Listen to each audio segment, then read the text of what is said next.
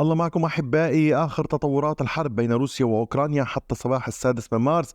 القوات الروسية تواصل تقدمها لليوم الثالث على التوالي، ولكن بكل أسف لا أدري إن كنتم تشاهدون الفيديوهات.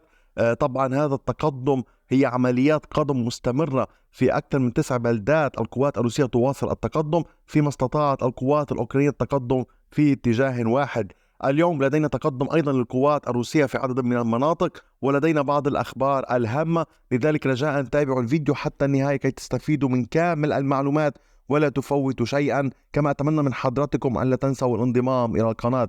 سنبدأ مباشرة باتجاه نوفوميخايليفكا، حيث واصلت القوات الروسية تحديدا الألوية 155 واللواء 39 والفوج 255 عمليات التقدم في اتجاه الشرقي ووسط نوفوميخايليفكا. واستطاعت القوات الروسية أيضا التقدم في هذه الأجزاء من نوفوميخايليفكا، سيطرت على مساحات هامة، سيطرت على وسط البلدة هنا كما تشاهدون على امتداد 840 مترا. القوات الروسية تقدمت وسيطرت. الأمر الإضافي الآخر، تقدمت بعمق 240 مترا، تم رفع العلم الروسي على مجلس البلدة المحلي. الأمر الإضافي الآخر، التقدم الروسي في هذا الاتجاه يعزز من طبعا من قوة الروس، يعزز موقف الروس لتطوير هجمات إضافية باتجاه الأجزاء الجنوبية من البلدة. إذا نحن أمام أيام حاسمة فيما يتعلق باتجاه نوفوميخايليفكا في مصير هذه البلدة الهامة التي تحاول القوات الروسية العمل على هذا النطاق بشكل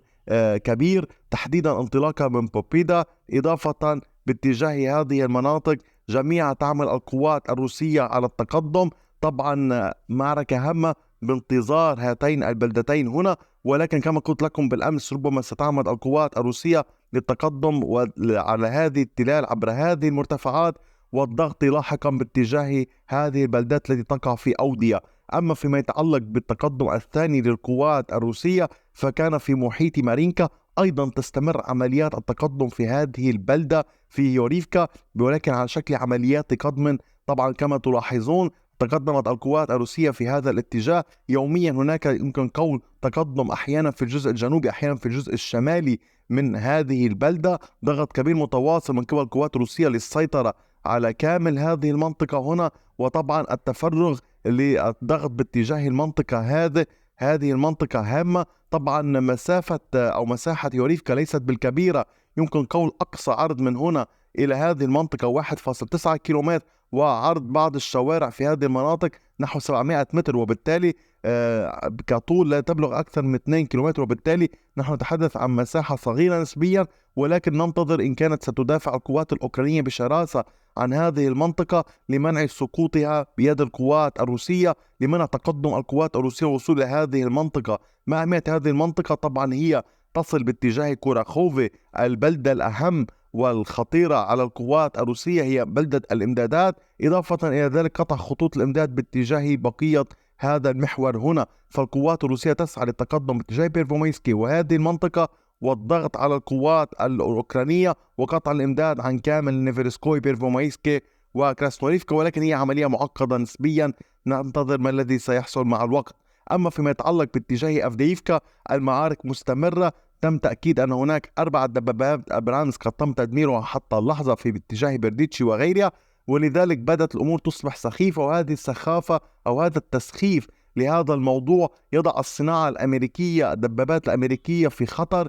يعني تخيلوا أن مسيرات تقوم بقصف هذه الدبابات، وبالتالي لا قيمة لها، لا معنى لها في المعارك مع هذا الدمار. طبعا كل الآلات على أنواعها وكل المعدات معرضة للتدمير، وبالتالي فخر الصناعة الأمريكية يتم تدميره من قبل طائرات بدون طيار روسية. هذه فعلا نكسة بالنسبة للصناعة الأمريكية.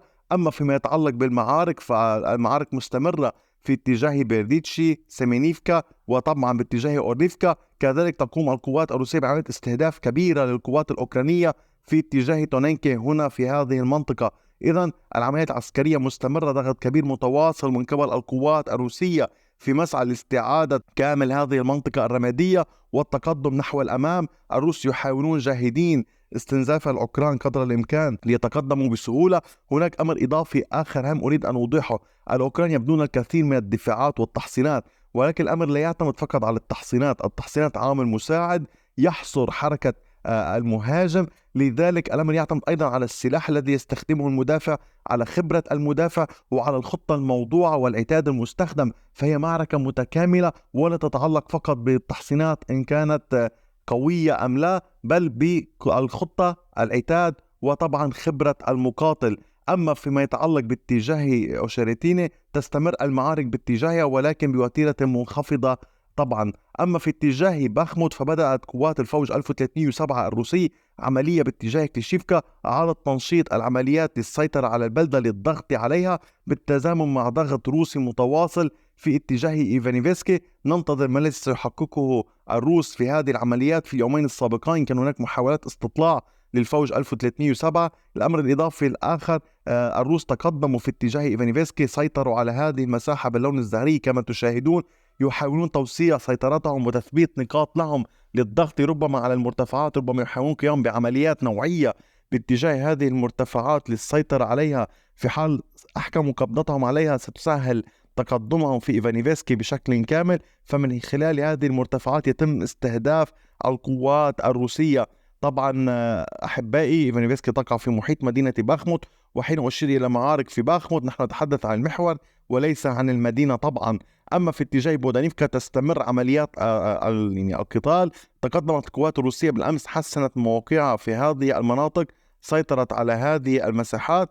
طبعا القوات الروسية عازمة على السيطرة على كامل القرية، ولكن القوات الأوكرانية هنا سبق وحشدت، وبالتالي يوجد مقاومة عنيفة من قبل القوات الأوكرانية.